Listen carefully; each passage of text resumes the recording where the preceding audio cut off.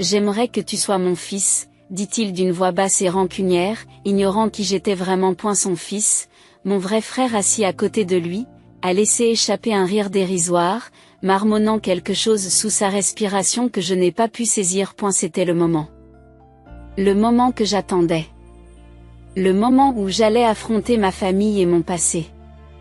Je sentis mon pouce accélérer, un mélange de nervosité et de détermination envahissant ma poitrine. Il n'avait aucune idée de qui j'étais vraiment, mais j'avais fini de me cacher.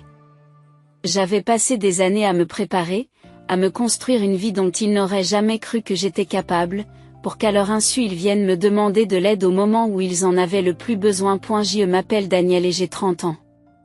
Avocate, épouse, mère, voilà les titres que j'ai gagnés. Mais pour ceux qui ne connaissent pas mon histoire ou qui n'ont pas regardé la première vidéo sur ma vie, laissez-moi vous ramener en arrière pour que vous puissiez comprendre le contexte et vous embarquer pleinement dans ce voyage avec moi. Je suis née dans une famille traditionnelle avec des attentes strictes et peu de place pour les écarts. Le monde entier de mes parents a basculé à la naissance de mon jeune frère. Elle était tout ce qu'ils avaient espéré, un garçon qui perpétuerait leur héritage, l'enfant chéri qui ne pouvait pas se tromper. Moi, je n'étais pas nécessaire. Ils me considéraient comme un fardeau, une fille qui n'avait aucun rôle à jouer dans leur avenir soigneusement planifié. Alors que je n'avais que 6 ans, ils ont pris la décision impensable de me laisser dans un orphelinat. Ils m'ont dit que c'était pour mon bien, que j'aurais une vie meilleure. Mais je connaissais la vérité. Ils ne voulaient plus de moi. L'orphelinat était un endroit difficile, mais il m'a façonné d'une manière dont je ne me rendais pas compte à l'époque. J'ai appris à me battre pour moi-même, à canaliser ma douleur et mon rejet dans quelque chose de constructif. Je me suis lancé à corps perdu dans mes études, déterminé à prouver que je n'étais pas l'incapable que mes parents avaient décidé que j'étais. Au fil du temps, cette détermination est devenue ma force motrice. J'ai excellé à l'école, j'ai obtenu des bourses et j'ai fini par obtenir mon diplôme de droit avec mention. Devenir avocate n'était pas seulement un choix de carrière. C'était ma façon de reprendre le contrôle de ma vie. Tout en bâtissant ma carrière, j'ai essayé de laisser mon passé derrière moi. J'ai épousé Marc, un homme gentil et solidaire qui est devenu mon point d'ancrage. Ensemble, nous avons eu une petite fille. Une belle petite fille pleine d'entrain qui me rappelle chaque jour à quoi ressemble l'amour inconditionnel. Elle est tout pour moi. Le centre de la vie que j'ai créé de toutes pièces. Mais alors que je me concentrais sur ma famille et ma carrière, l'ombre de mon enfance n'a jamais complètement disparu. Et la question de savoir pourquoi mes parents m'ont abandonné est restée en suspens, même si j'ai essayé de l'enterrer. Par curiosité et par besoin persistant de tourner la page, j'ai cherché à les connaître. À ma grande surprise, ils s'épanouissaient, du moins en apparence. Mes parents et mon frère vivaient la vie dont j'avais été chassé, leur entreprise familiale devenant un empire prospère. Même après toutes ces années, cela m'a fait mal. Tendre la main à l'orphelinat n'a fait que confirmer ce que je savais déjà au fond de moi.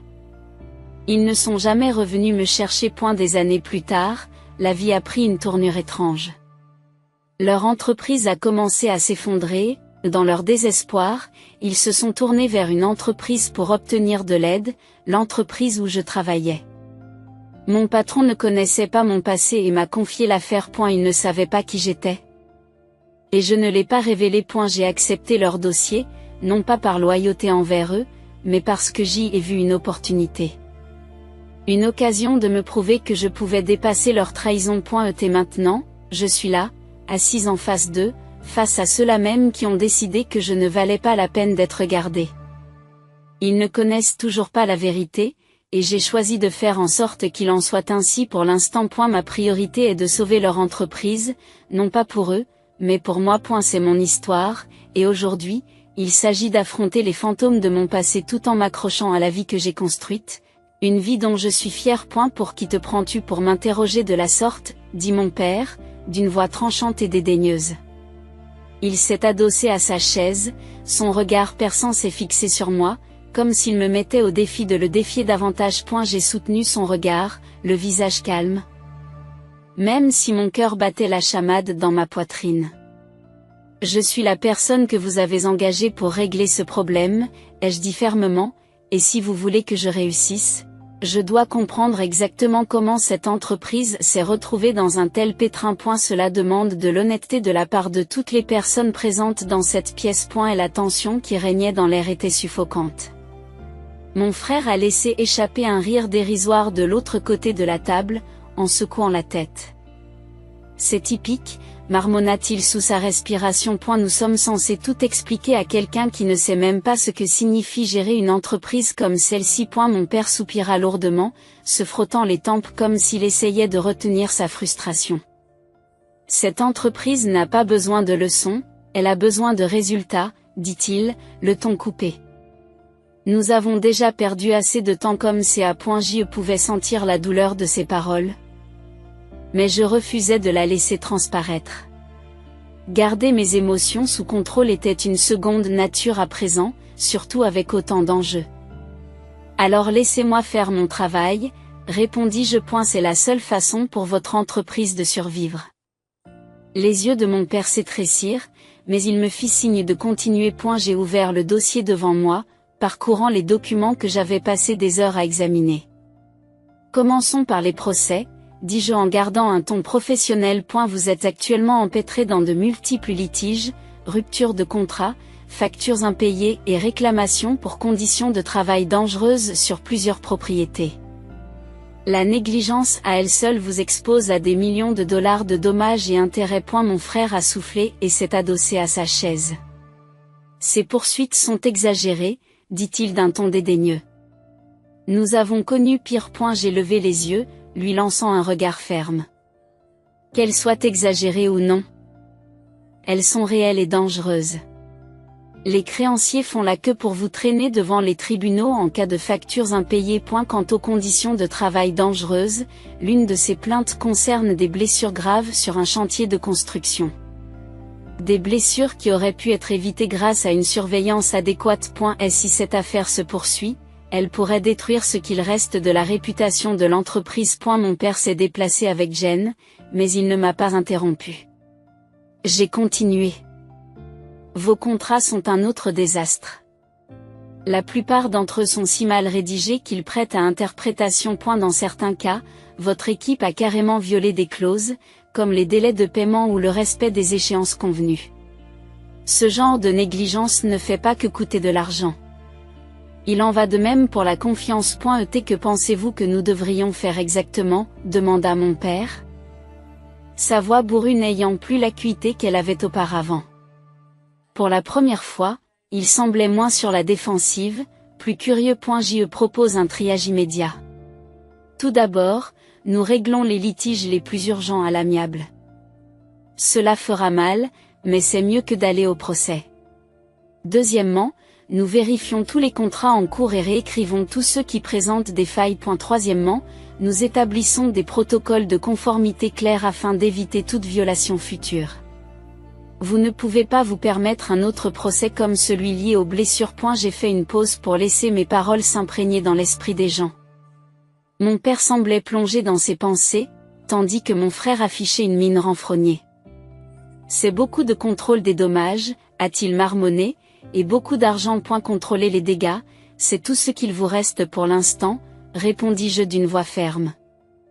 Mais si nous faisons bien les choses, vous arrêterez l'hémorragie et vous gagnerez du temps pour reconstruire. Ce soir-là, après avoir mis notre fille au lit, je me suis assise à la table de la cuisine avec Marc. Et la pièce était silencieuse, à l'exception du faible ronronnement du lave-vaisselle, et je me suis surprise à fixer la tasse de thé devant moi, intact. Marc s'est assis en face de moi, ses yeux inquiets étudiant mon visage. Dure journée, me demanda-t-il gentiment. J'ai poussé un long soupir, puis j'ai fini par croiser son regard. C'est plus compliqué que je ne le pensais, avouai-je. Je savais que cette affaire serait source d'émotion, mais je me demande maintenant si je n'ai pas dépassé les bornes. Qu'est-ce que tu veux dire, demanda-t-il en se penchant en avant. J'ai hésité, cherchant les mots justes. Ils ne savent pas qui je suis, Marc, mon père, mon frère. Ils ne savent pas que l'avocate qu'ils ont engagée pour sauver leur entreprise est la fille qu'ils ont abandonnée. Et je suis là, assise en face d'eux, À faire semblant d'être une professionnelle comme les autres. D'un point de vue éthique, je me sens trouble, comme si je les trompais. Marc acquiesce lentement, l'air pensif. Mais vous ne leur mentez pas, dit-il. Vous faites le travail pour lequel ils vous ont engagé. Tu leur donnes même plus que ce qu'ils méritent en acceptant de les aider. Je sais, dis-je en passant une main dans mes cheveux. Mais une partie de moi se demande si je fais cela pour les bonnes raisons. Est-ce que j'essaie vraiment de les aider? Ou est-ce que j'essaie juste de me prouver quelque chose à moi-même? Pour eux, Marc a traversé la table et pris ma main dans la sienne. Tu as le droit d'avoir des sentiments compliqués à ce sujet, Daniel. Ce qui compte, c'est que tu restes fidèle à ce que tu es. Tu as toujours cru qu'il fallait faire ce qui était juste, même quand c'était difficile. Si quelqu'un peut s'en sortir, c'est bien toi. Ces mots ont fait naître un petit sourire sur mon visage. Mais le poids de la situation persistait. Je ne veux pas me perdre dans cette histoire, murmurai-je. Tu ne le feras pas, dit-il fermement. Et quoi qu'il arrive, je serai là pour te soutenir à chaque étape. Le lendemain matin, je suis entré dans le bureau avec le sentiment que le poids de la conversation de la veille était encore présent. Mon père et mon frère devaient venir pour une réunion de suivi et je savais que ma patience et ma détermination seraient une nouvelle fois mises à l'épreuve. Comme prévu, ils sont arrivés avec 10 minutes de retard, se chamaillant à voix basse en entrant dans la salle de conférence.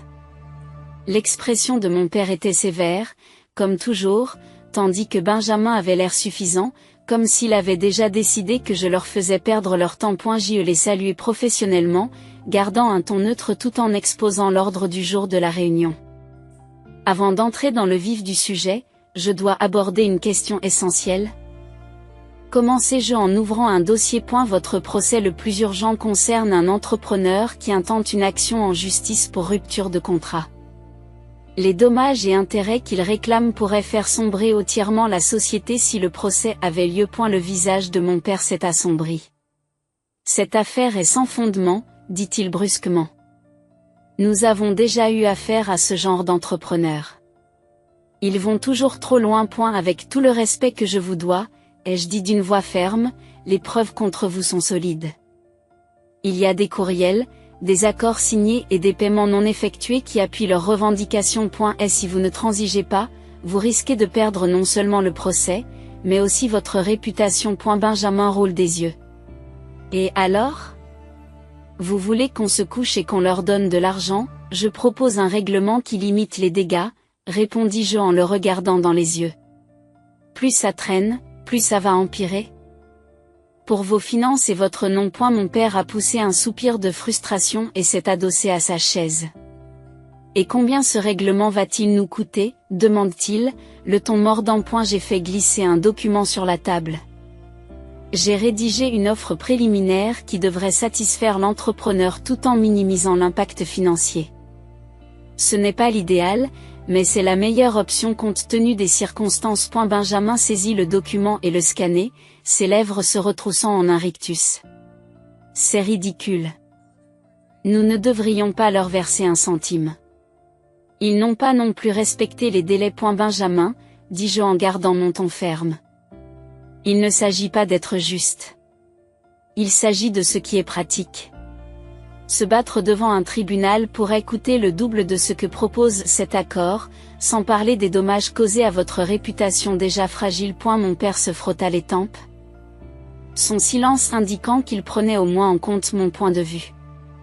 Et qu'en est-il des autres procès? Demanda-t-il enfin. J'ai pris une profonde inspiration, me préparant. Il y a 3 affaires supplémentaires.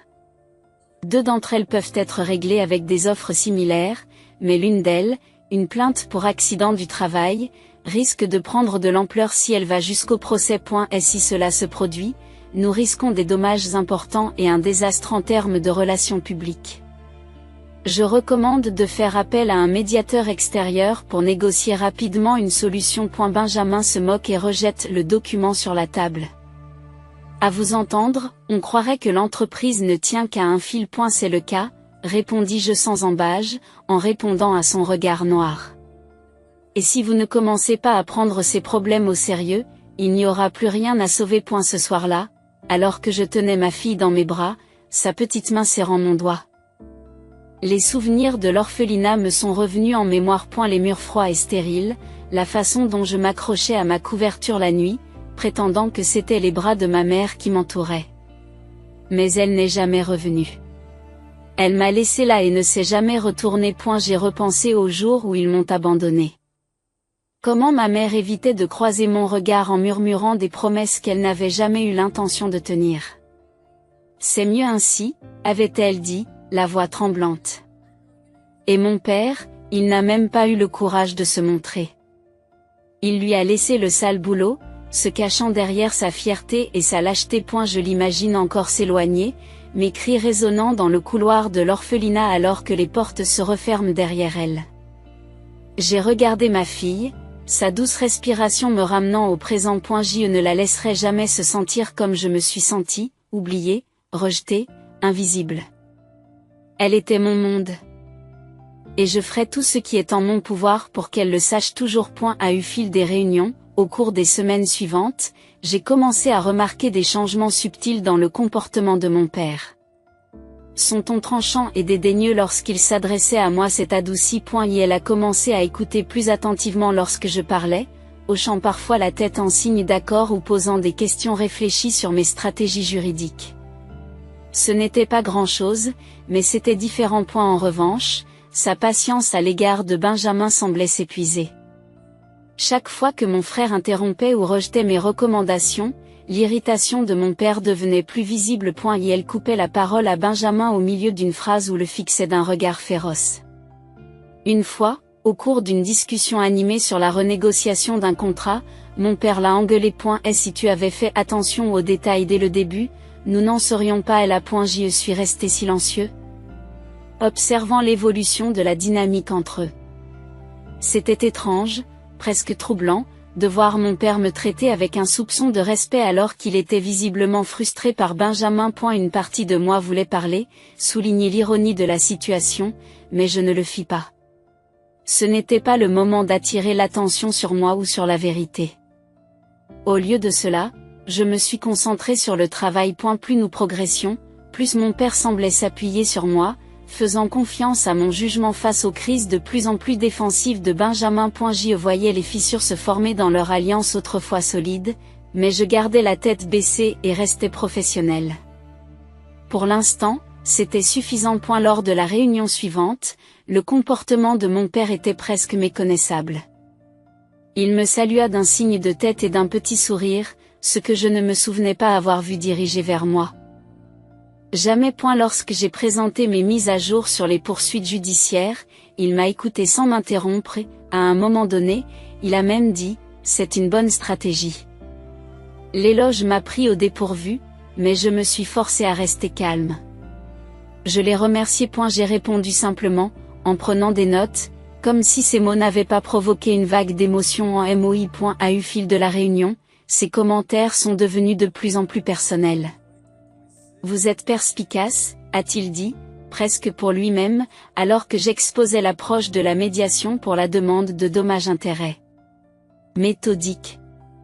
Vous me rappelez quelqu'un. Je lui ai jeté un coup d'œil, ne sachant pas où il voulait en venir. Il a expiré lourdement et s'est adossé à sa chaise. Votre précision? Votre façon de penser à l'avance. Cela me rappelle ma femme. Sa voix s'est adoucie lorsqu'il a ajouté. Elle avait une façon de voir à travers le bruit et de trouver le bon chemin. Elle est décédée l'année dernière. Elle vous aurait apprécié. Ces mots m'ont fait l'effet d'un coup de poing dans le ventre. La mention de ma mère m'a affecté plus que je ne l'aurais cru. Et pendant un bref instant, la pièce a semblé se refermer autour de moi. Ma mère.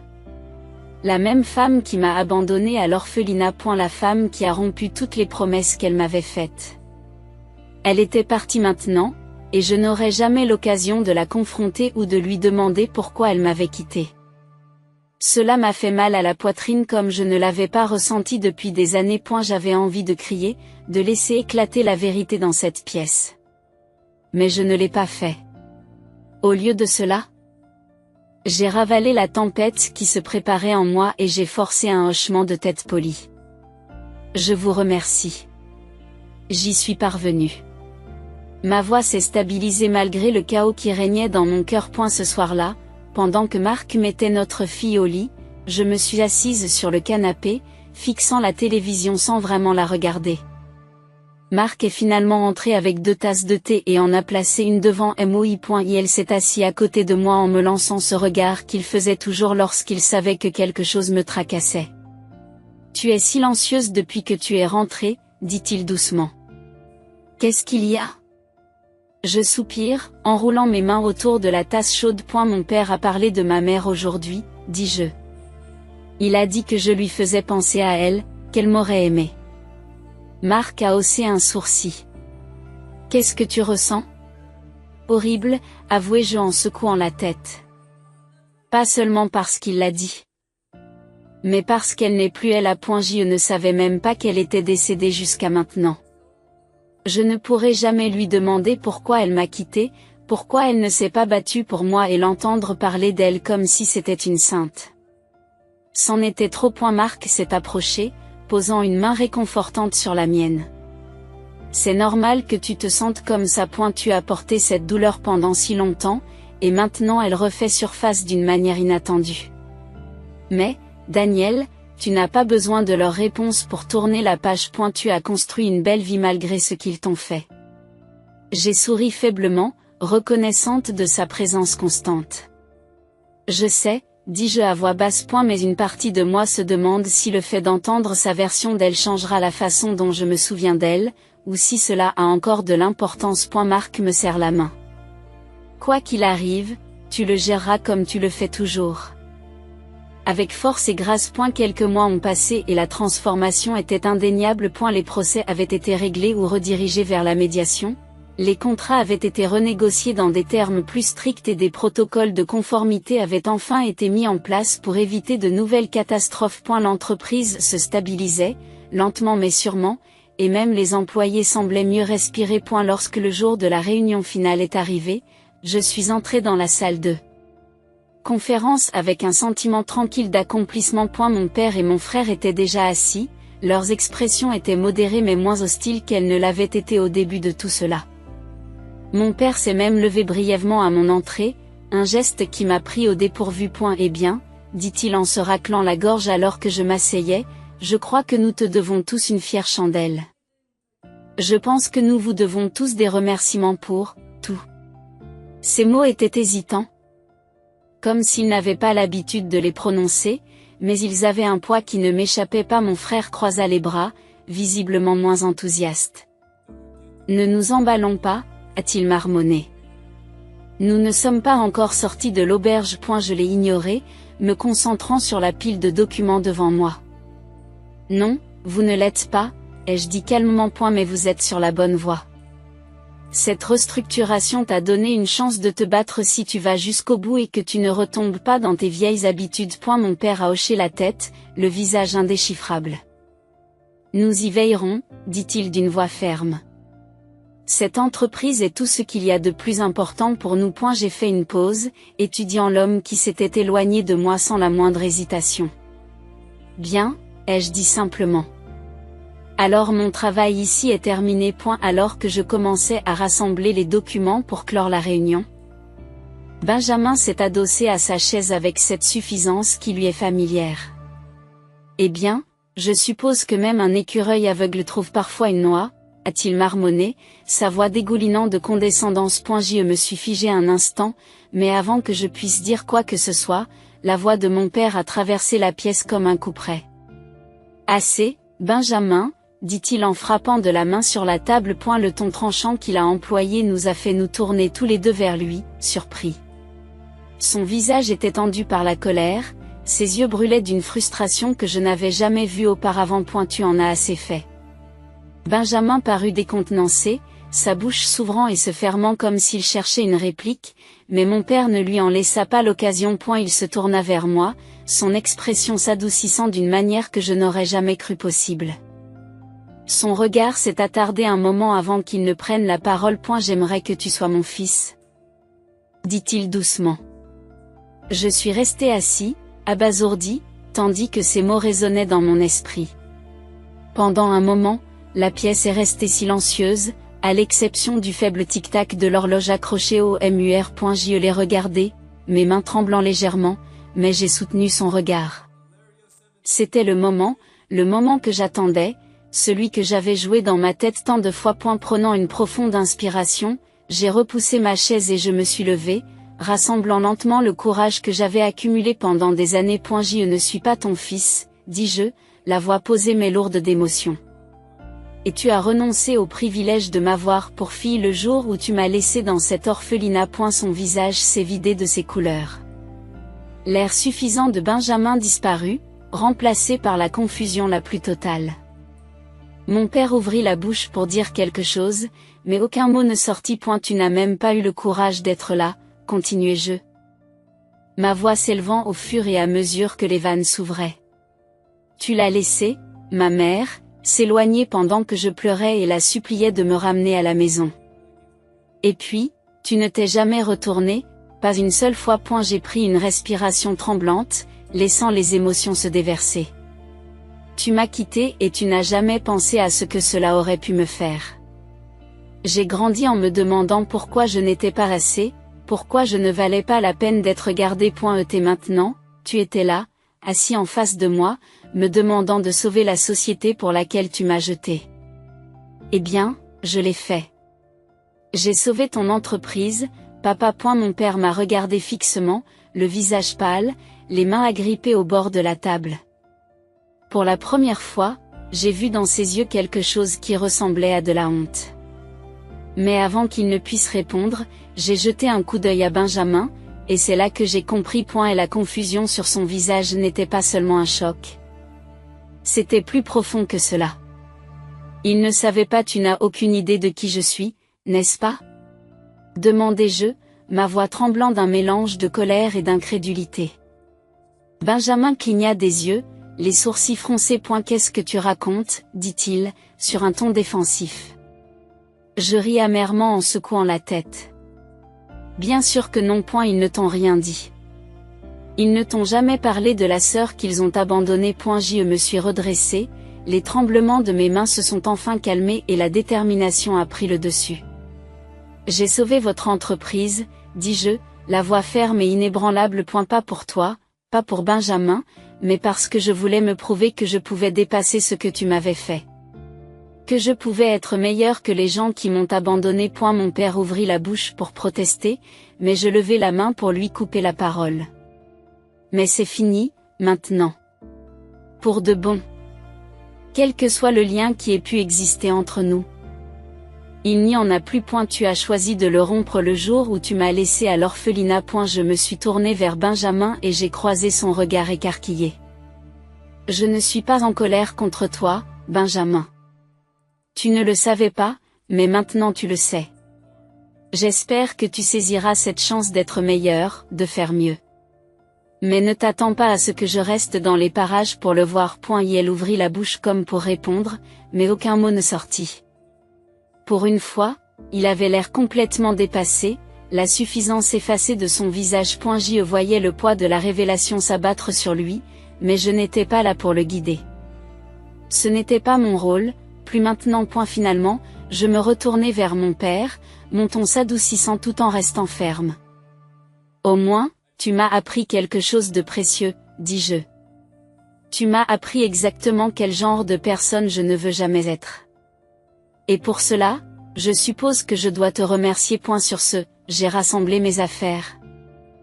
Je me suis retournée et je suis sortie de la pièce, l'abandonnant aux conséquences de ses actes et de son passé. Plus tard dans la soirée, je me suis assise sur le canapé, ma fille blottie dans mes bras, ses petits doigts serrant les miens, tandis que Marc me tendait une tasse de chocolat chaud, garnie d'un tourbillon de crème fouettée. Et la chaleur de ma famille m'entourait, un contraste saisissant avec le vide froid que j'avais laissé derrière moi plus tôt dans la journée. Je suis fière de toi, dit doucement Marc en s'asseyant à côté de moi.